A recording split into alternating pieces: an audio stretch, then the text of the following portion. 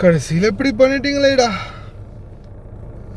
அஸ்ஸலாமு அலைக்கும் வரஹ்மத்துல்லாஹி வபரகாத்து. அன்பாத அனைத்து உறவுகளுக்கும் இனிய மாலை வணக்கம். எப்படியோ ட்ரம்ப்பு சொன்னதை நம்பி ஒரு நாள் கப்பல் போனதை கண்டு எல்லாரும் சரி அவ்வளவுதான், ஈரான் முடிஞ்சிருச்சு, ஈரானோட சோழி முடிஞ்சிருச்சு, ஈரான் டன், அவ்வளோதான், ஈரானோட கதை முடிஞ்சிருச்சு, இனிமேல் நம்ம போகலாம் வரலாம், ஸ்ட்ரைட் ஆஃப் ஹார்மஸ் நம்மளுக்காக 24 மணி நேரம் கேட்டு திறந்தே இருக்கும், கேட்க பார்க்க யாருமே இல்லை, அமெரிக்காக்காரனுக்கு எதையாவது எலும்பை போட்டு கிளம்பி போயிட்டே இருக்கலாம் அப்படின்னு கப்பல்கள் நினச்சது ஒரு செகண்டில் ஈரான் எங்களுடைய கைகள் தான் இன்னமும் ஓங்கி நிற்குது அப்படின்றத காலகாலமாக வருஷமாக காலகாலமாக பரம்பரையாக ஆண்டுக்கிட்டு வந்த நாங்கள் அதை லேசில் விட்டு கொடுப்போமா அப்படின்ற மாதிரி இன்றைக்கி அவங்க செஞ்ச செய்கை, அவங்க செஞ்ச சம்பவம் மிகப்பெரிய ஒரு திருப்பத்தை கொண்டு இருக்குது. ஏன்னா இவ்வளோ நாளும் சோஷியல் மீடியாக்களில் பார்த்திங்கன்னா இன்க்ளூடிங் மீ தயாராகுங்க, ஹார்மஸ் திறந்தாச்சு, இனிமேல் யாரும் தடையில்லை, போகலாம் வரலாம் அப்படின்ற மாதிரி கிடைச்ச செய்திகளை வச்சு நம்ம சொல்லிக்கிட்டு இருந்தோம். ஆனால் சடனாக அப்படியே ஒரு திருப்பு முனை ஒன்று சடன் பிரேக் போட்ட மாதிரி மொத்தமாக முடிச்சு விட்டாங்க இல்லையா, அதுதான் அப்படின்ற நிலைமைக்கு மாறி இருக்குது.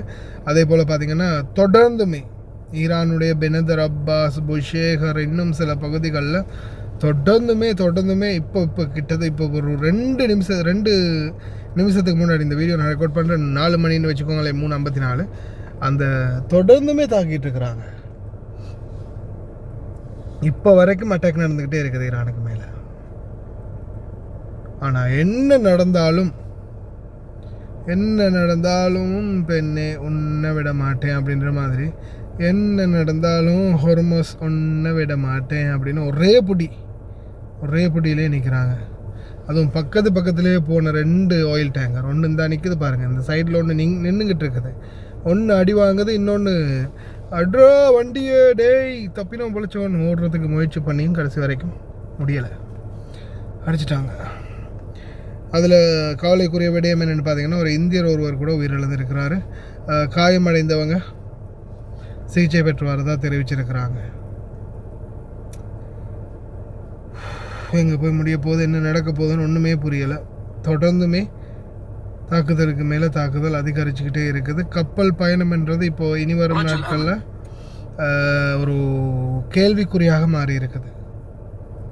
அதே மாதிரி இன்னும் சில நாட்கள் தொடர்ந்துமே தங்களுடைய அடுத்த பயணங்களை மாற்றி அமைப்போம் அப்படின்ற மாதிரி தெரிவிச்சிருக்கிறாங்க. எங்களுடைய செயல்பாடுகள் இன்னும் மிக வேகமாக இருக்கும் அப்படின்னு தெரிவிச்சிருக்கிறாங்க. அதை விட இன்னொரு நியூஸ் ஒன்று பாருங்கள்.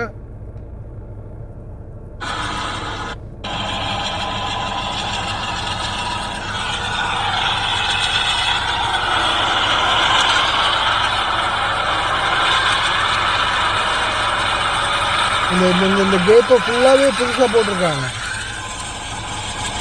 இப்போ ஈரான் அடித்து உடைச்சிச்சு இல்லையா பாலம், அமெரிக்கா ஈரானில் அடித்து உடைச்சிச்சு இல்லையா பாலம், ரெடி பண்ணிட்டாங்கப்பா. அடுத்த 24 மணி நேரத்தில் இந்த ட்ரெயினே ஓடுதான், சொல்லி வேலை இல்லை. பஹ்ரைனில் பார்த்திங்கன்னா தொடர்ந்து இடைக்கிட சைரன் அலாரம் கேட்க ஆரம்பிச்சிருக்குது இன்னைக்கும். இறைவனே துணை, பிரார்த்தனை பண்ணுங்க மக்களே. ஆனால் ட்ரம்ப்பை நம்பி இனிமேல் யாரும் பின்னாடி போகக்கூடாது. Mr. President, this is a presidential memo to the Environmental Protection Agency, a presidential memo supporting the freedom to fix. Americans have the freedom to fix their vehicle. President Trump insists upon it. We are not going to be going after people who are fixing their own vehicle like past administrations have. Additionally, we've been concerned, President Trump has been concerned about aftermarket parts, cheap knockoff aftermarket parts coming into the United States, harming small businesses, harming Americans. This presidential memo puts an end to it. Also, the only third-party certification for these aftermarket parts, it's CARB in California, a process that's backlogged and faulty. So we're going to break that monopoly, and no longer will CARB be the only third-party certifier for these aftermarket parts. Again, President Trump is insisting on fixing it. This presidential memo does that. President Trump was calling me up on a Saturday night when this idea first came to his head, and he says he wants to do a press conference right away to get this over the top. In February 2nd, we signed a right to repair for our farmers so that they can repair their tractors and their non-road equipment, and this is covering everyone else. I mean, think about it. It came to my attention because I noticed they were arresting people for fixing their car. They were arresting people for fixing it. That's not even believable.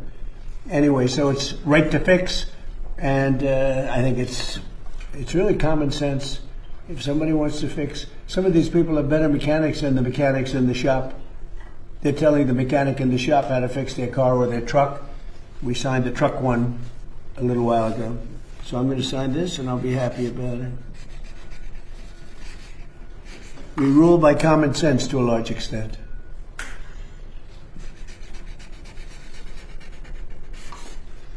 All right, Lee, good job. Thank you. Thank you, sir. Okay. Could this be a very important historical moment? The answer is obviously yes.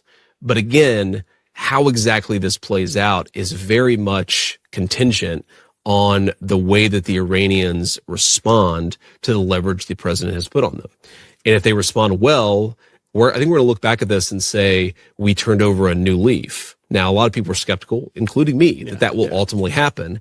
And then if the Iranians perform or behave poorly, then I think that we still have a lot of leverage points to ensure that this ends up in a place that is good for America's objectives. So I think fundamentally there's a desire here for everyone to say this is over, or the Democrats and even frankly some Republicans are saying, well, this shows that Trump blinked. And then other people are saying, it's all over. And the Iranians are saying this. And I would be highly skeptical of what everybody says right now.